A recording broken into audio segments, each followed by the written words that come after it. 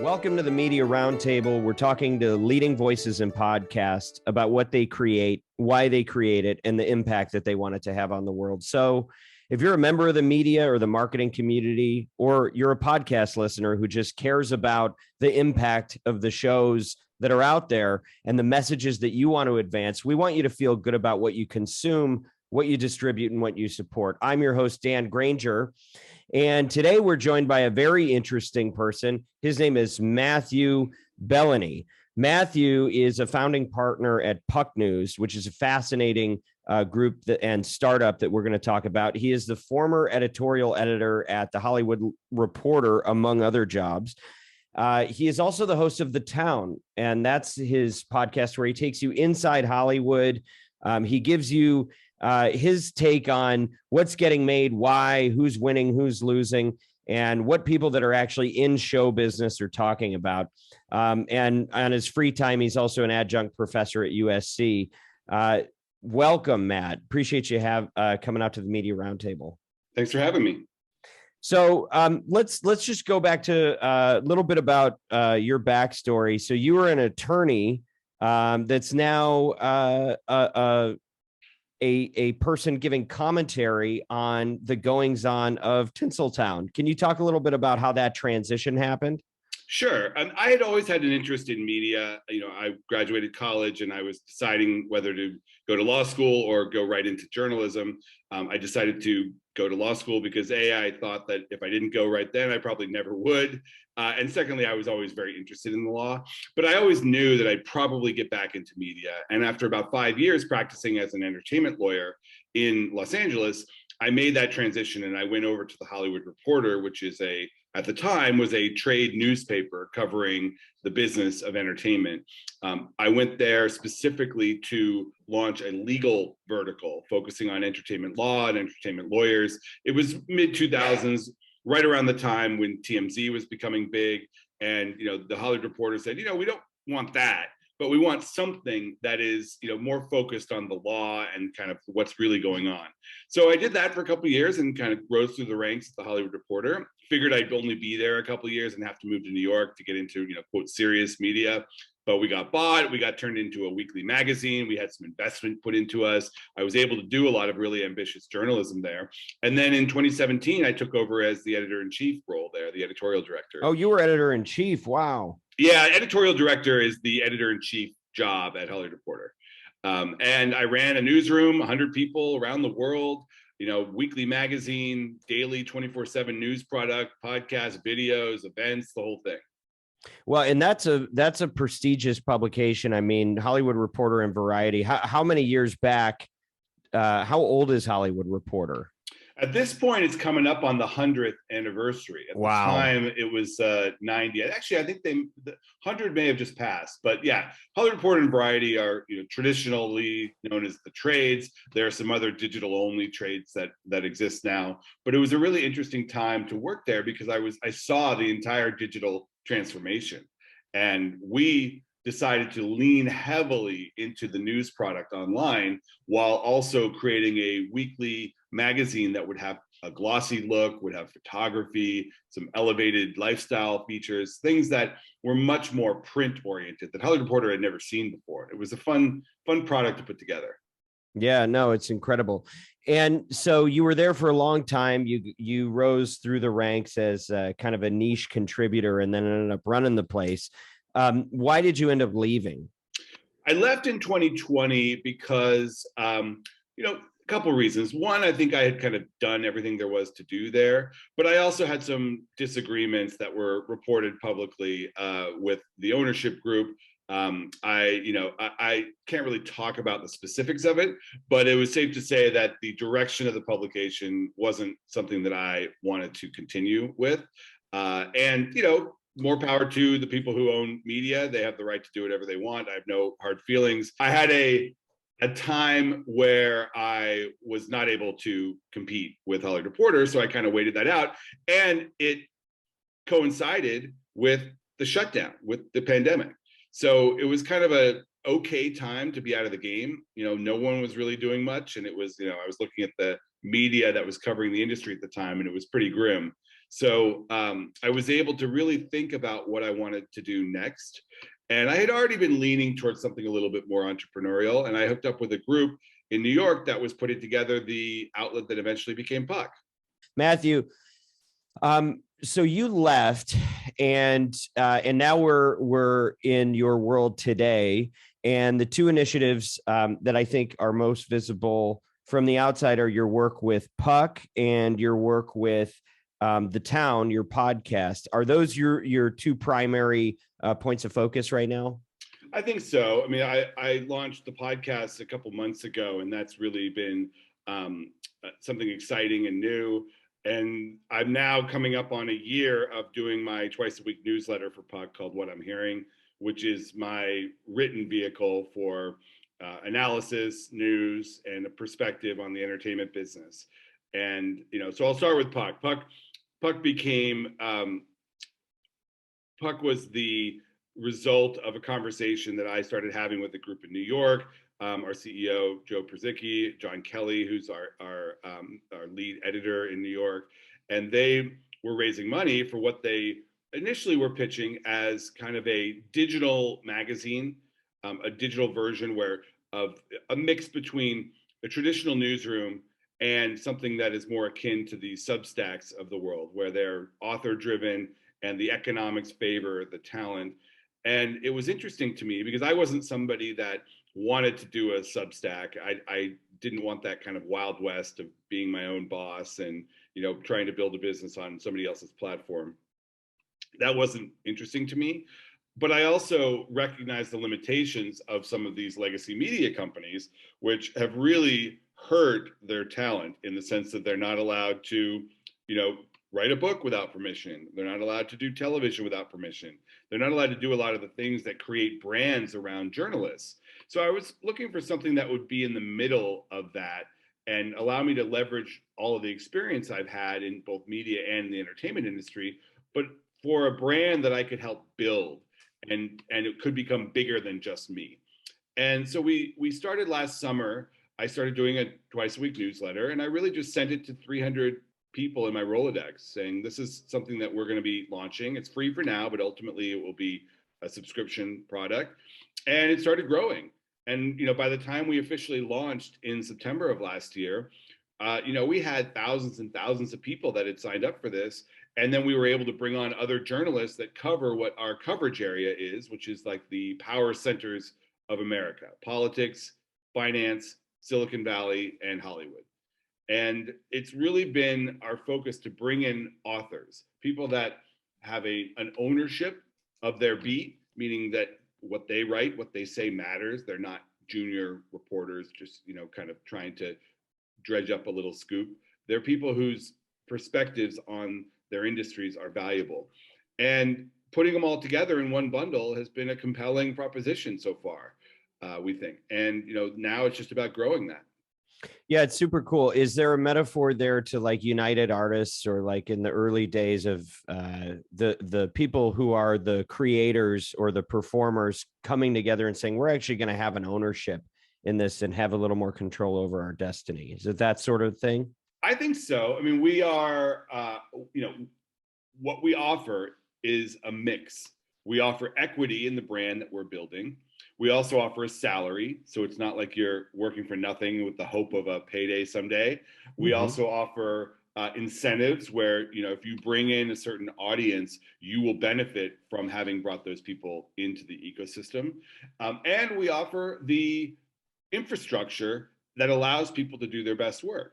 We have editors, we have legal, we have marketing, we have a great product team, we have social media managers, we have people that that are all the behind the scenes people in journalism that make the product sing.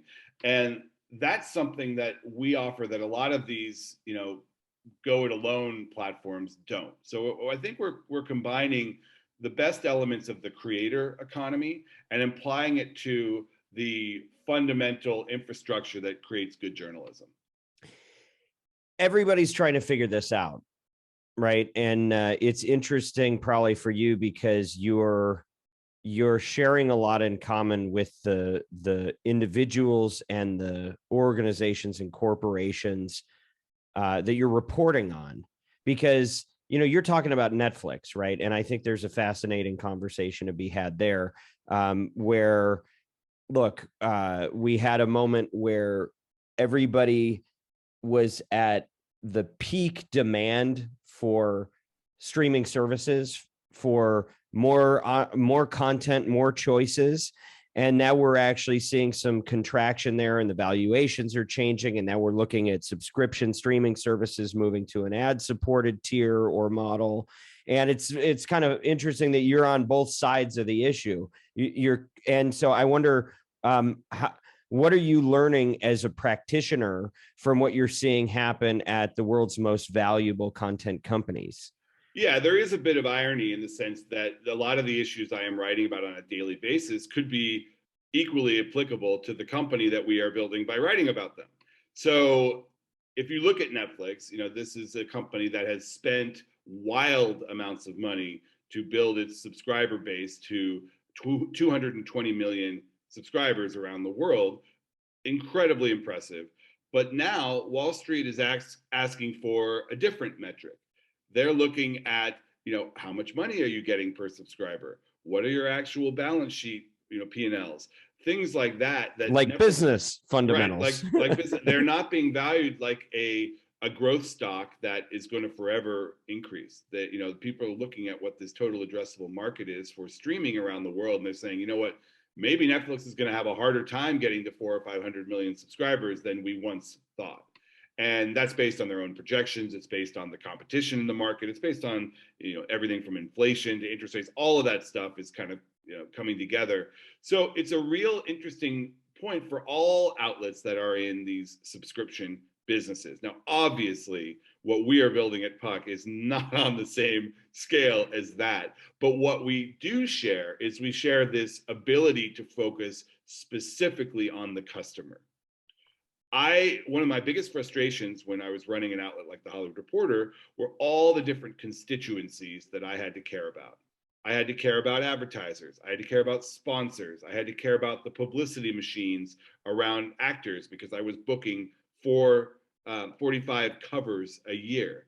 I had to care about, all the different constituencies that go into a modern, media outlet. At Puck, I don't have to care about those people. I have to care about you as the reader and creating a compelling product that you will want to consume. And that is both a freeing exercise and, I think, a recipe for better products. Yeah, it's interesting. So I met with Netflix to talk about advertising in the very early days as they were transitioning from the sending discs or sending your rentals to your house. It's hard to even imagine that was their model at first. And I was walking around their offices, and it was effectively like a bargain bin of content. Whereas, like, yeah, you can access a lot of leftovers, but it was not about original content. And we actually used to work with Hulu in the early days in like 2013, and it was not about original after original. And then over the last decade, we just saw this change where the content platforms said we must own and create original, and then there's been this space race and what appears to have been an oversaturation.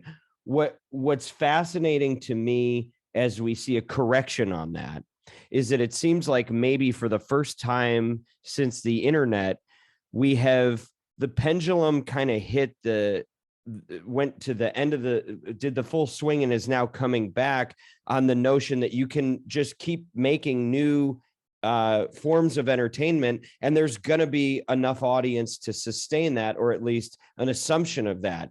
And I wonder if that's going to, if what we're seeing reflects a broader trend that kind of swings back from the media fragmentation that we've all been trying to grapple with lately. What do you think about that? Are we seeing, like, have we reached the edges of media fragmentation? Is it the end of the internet as we know it and now moving back toward the way things were? That's a tough question, because if you ask me, do I think the end result of all of these streaming services will be bundles that will be consumer friendly and put the best of this stuff, or the stuff that appeals to particular types of viewers, in one place? I do think that that is the end result, that there will be cable style bundles of the streaming services, so that you as Joe Blow consumer can pay $100 and get access to all the stuff you want in one place. But the other side of that coin is, do I think that we have reached the so-called peak TV moment, where, you know, the head of FX has been talking about this for years, where there's 500 and something original scripted series that are out there right now on linear and streaming? Is that going to be the apex of creative output? That I'm not so sure about. I go back and forth. Part of me thinks that this year, pre-recession or whatever is coming, you know, pre-interest rates, that this will be the height of production, because so much of it has been fueled by both the debt that Netflix has been raising and the ambitions of companies like Apple and Amazon, which have been limitless spenders because of their market capitalizations. And those companies are coming down to earth, and maybe that will translate into less spending. I don't know about that, because there are still incentives in place to generate new customers and generate higher revenue per user that depend on fresh content. It's just the engine that fuels the whole thing.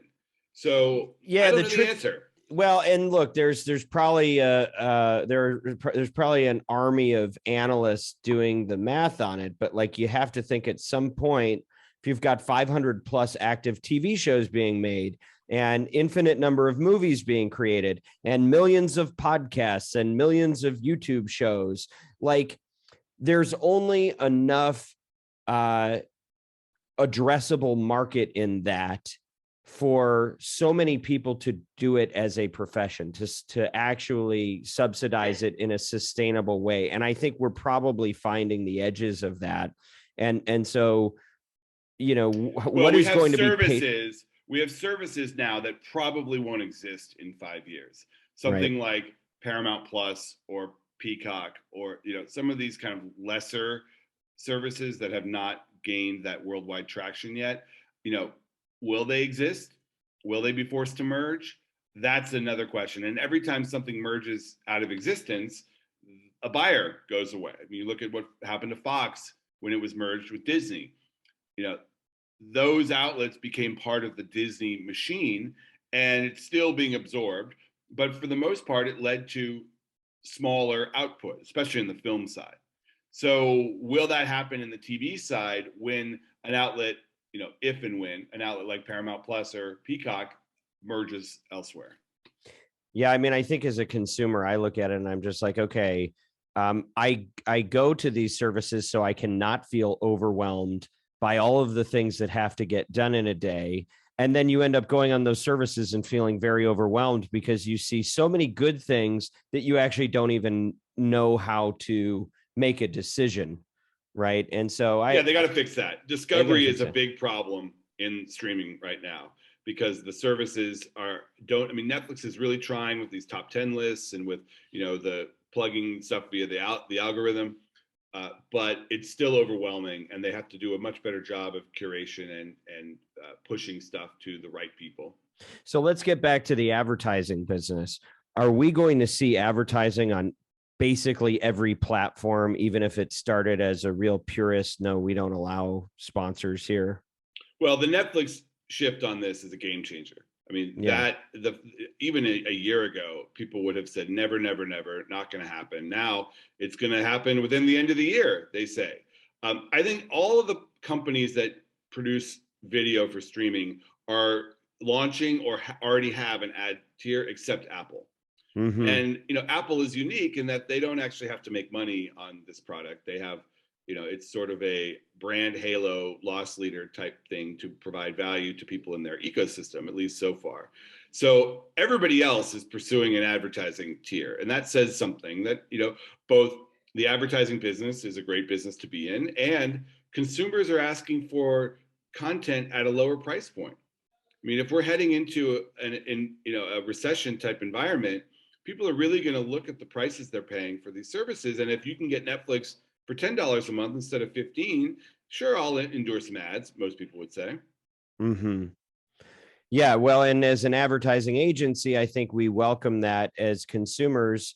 I guess it's just, why not give people a choice? Why not give them access? And, Absolutely. Hulu doesn't have the best user experience for their ad platform, but like, hey, if that's what lets you watch a show you want to watch, then that's fantastic. And I totally agree with you. I mean, the market. I had Hulu with ads for a couple months. It drove me insane. It drove same. And maybe that was the point, because I upgraded to Hulu without ads. So maybe they made their money off me that way. But if they can figure these out, and I don't know, Netflix has no experience with advertising. Yeah, it's not like Disney, where they can say, okay, we're going to put ads on Disney Plus by the end of the year because we already have ads on Hulu.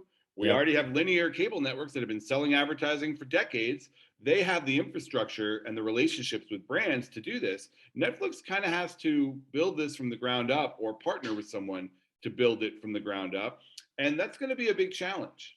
How do you think they're going to deal with the privacy issue, knowing that the majority of the advertising dollars that they're going to receive are going to be priced according to their ability to target for large brands? It's a huge problem for them, because Netflix has been very keen on telling anyone who will listen over the past decade that we are not Facebook.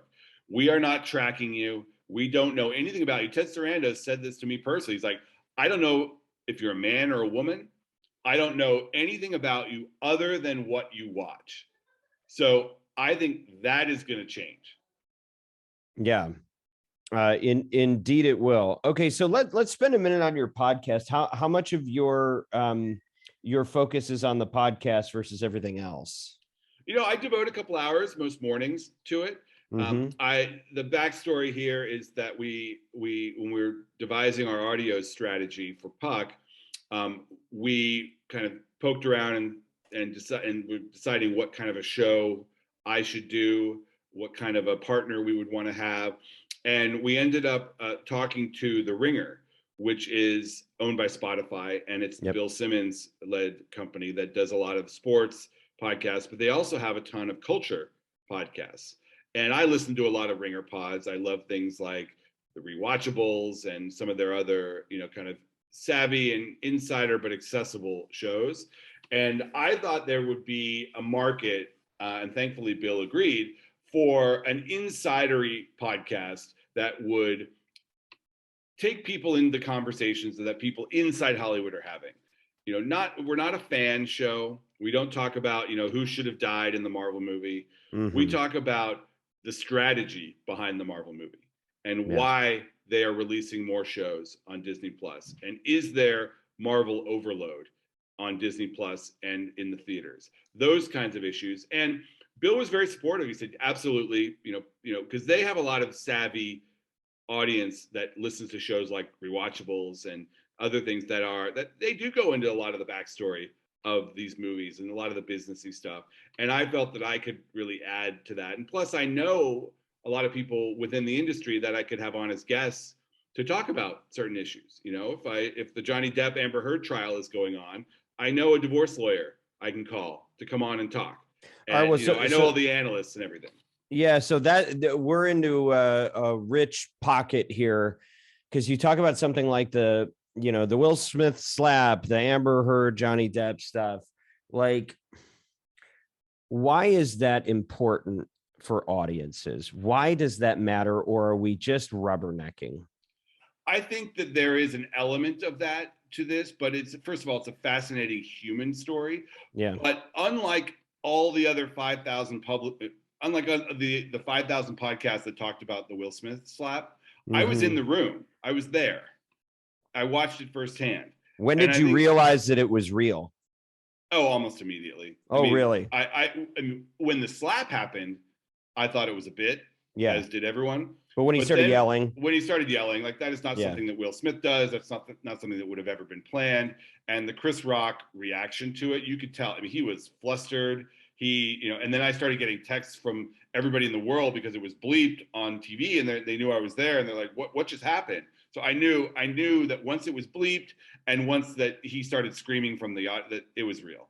But my point is, there is a market for the inside conversation. I was there. I can give you that perspective. We did an emergency podcast from the Oscars that night. wow, And wow. It was really the first show that in an audio capacity was able to talk about what had happened and debate what we saw and what people were thinking there at the event. So that's really the sweet spot, is to go beyond the headlines and go beyond what's out there and give people a little bit of access to the inside conversation. But like, why is that important though? I still want to get to that piece. Why does that Why matter? is the fact that there was an assault on stage at the Oscars, why is that important? I mean, that's pretty self-evident. But from the business perspective and from the inside Hollywood perspective, it's hugely important. Yeah. I mean, this is a show that has a 10-year billion-dollar license fee. ABC pays through the nose for that show, and the ratings for the Oscars have been going down, down, down. So it's a fascinating business story. Can the Oscars regain some of the relevance that they once had, or are award shows destined to go the way of Westerns and variety shows as just a relic of Hollywood history? That is the era we're living through right now.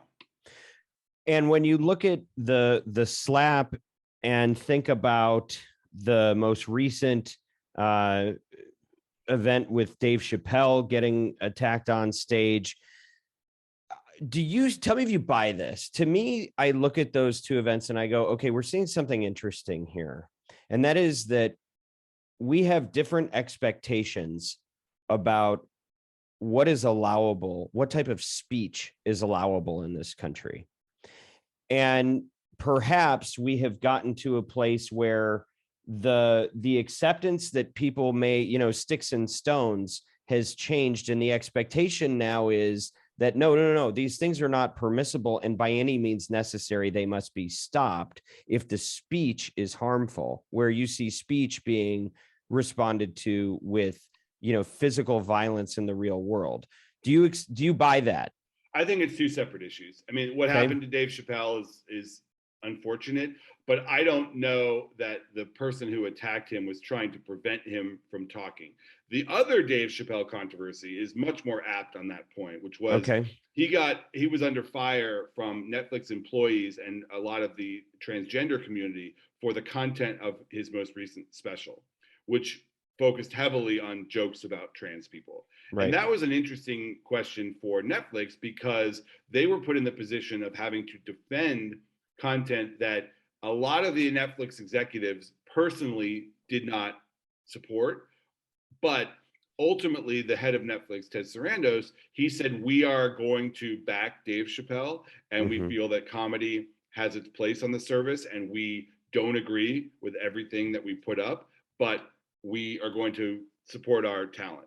And that was a big stand that he made. And it was unpopular internally from a number of people, led to protests and other things. But ultimately, they got through that. And I think going forward, that is the best move for the company, because if they started getting into litigating the content of every piece of content on Netflix, that is an unwinnable war. You cannot do that. So taking something that is, in my opinion, was pretty offensive, but defending that, it gives them a lot of leeway to have all kinds of content on Netflix that appeals to all kinds of people.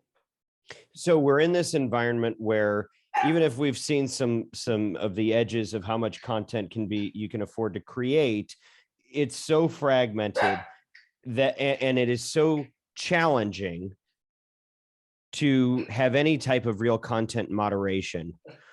How do we live? What does the future look like in terms of what type of speech is allowable? We don't have FCC governance over most of it. Like, where does it land? I think this is the great dichotomy that exists today, where the market in some ways needs to support the moderation that is happening in professionally created content spaces. You know as a brand marketer that if you attach your brand to certain content brands, that you have an expectation that you're not going to be placed next to hate speech or offensive content. And the social media platforms have a huge problem. If I was a brand marketer, I probably wouldn't put my brand on Twitter or Facebook. I know that they deliver gigantic audiences and they're highly targeted, but you also never know what you're going to be next to. So you don't believe that the answer is to limit what can be distributed there. You believe the answer is to basically buyer beware. Well, I think that these companies do need to have robust content moderation systems. And when Elon Musk is talking about how he's going to let Donald Trump back on the platform, well, okay, but Donald Trump was banned from Twitter for violating the terms of service. So what are the terms of service now on Twitter? Yeah. And he has not said what that will be. He tends to lean. I mean, who knows if he's even going to buy Twitter now? Right. But he has only said that he favors more speech and not banning people if they can possibly do it. But is that what brands favor? Probably not. Probably not. What do you think? What's your hot take on him buying Twitter just overall? I think putting that kind of power in the hands of one individual who has a history of erratic behavior is somewhat dangerous, in my opinion. I'm not necessarily opposed to rich guys coming in and buying media. I mean, I think Bezos has done a great job with the Washington Post. I know in LA, the owner of the LA Times, Patrick Soon-Shiong, has been a good owner for that publication. But Twitter is kind of different. And the fact that it had a board of directors that was accountable to stockholders and it was a public company, in my opinion, put some guardrails on the service, and having it in the hands of one person takes a lot of those guardrails away. Yes.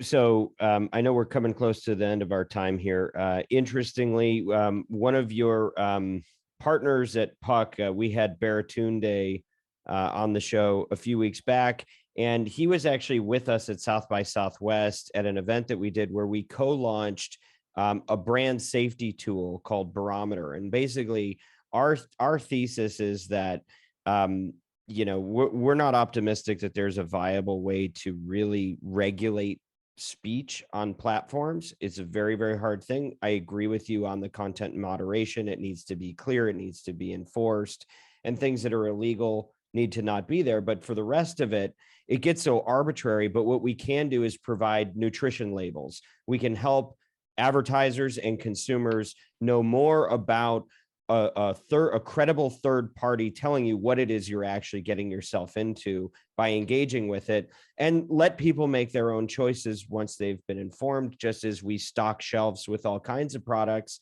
But we do require that there be some disclosure about what you're going to consume. So that's our thinking on this. Do you have any reaction to that? I think that's a good policy if it's enforceable. I mean, how do you do that on the scale that these platforms like Twitter and Facebook are dealing with? It's very difficult to grade content on a scale like that. Well, okay, so you can't just say this flippantly as though it's a real cure-all, but AI will help, and then escalation will help, and probably escalation based on reach will help more. And I think it's going to be, imperfect, but, in my view, the bulk of this century is going to be about cleaning up the chaos of an open internet. Right. And I think it's just going to take a long time to sort this stuff out. Yeah. And it's not unreasonable to tell these companies that are reporting tens of billions of dollars in profit every quarter that they need to have a robust, escalated content moderation unit. They kind of they throw their hands up and say, well, that would be impossible. Yeah. We're not able to do that. Well, maybe you are. Maybe, maybe you should have 1,000 employees that just do this. Yeah. Maybe when you reach more people than broadcast television, it's time to have somebody take a look. Yeah, the Section 230 thing gets thrown around a lot in politics, but it does make sense that there be some kind of a revised Section 230 that accounts for the rise of these social platforms, because it was not intended to be used the way it's being used. It was not intended as a free-for-all for anything goes on the internet. Yeah. And it's pretty old. I think a lot's changed since then, right? Absolutely. It's the fact that if I say something on the Puck website, I can be sued. And if you say something on Twitter that is the exact same thing, Twitter can't be sued. That's kind of a problem. Kind of a problem. Well said. Okay. So final topic is about your business. And if I'm an advertiser, who should be looking at you? Is it brand marketers, whether it's Puck or whether it's the town? Is it do you deal in performance marketing? Do you have relationships where they're looking at promo codes and how many people went to the website and converted? How can advertisers engage with the content that you're involved with creating? I think, and keep in mind, I am not in charge of our advertising business. We have a great executive, Liz Goff, who does that for Puck. You're more of a product guy. I get it. Right, but I do know, just having been in media for so long, that the advertiser proposition on Puck is somewhat different from the town. In that Puck, we are reaching an elevated niche, but not insignificant audience of people who are decision makers. Mm-hmm. And that is a valuable platform for a certain type of advertiser. I wouldn't say that you should advertise with us to, put a promo code for 20% off diapers. Like, that is not us. But the advertisers that have come to us are those that are seeking, to elevate their own brand, mm-hmm. to get a certain type of audience to watch their content or interact with their shows, to a B2B audience that's looking for people to use their professional services, whether it's wealth management or legal services. There are all kinds of businesses that are looking for the elevated audience, and that is what we're looking for. For me personally, in the content I produce, there's a lot of awards-oriented advertising where they're trying to reach the voters for Oscars, Emmys, the awards season, because my readers overlap greatly with the voters for those awards. So by advertising those kinds of things with me, you reach those voters, and that there's a specific ROI on that kind of advertising, because you see who gets nominated, who doesn't.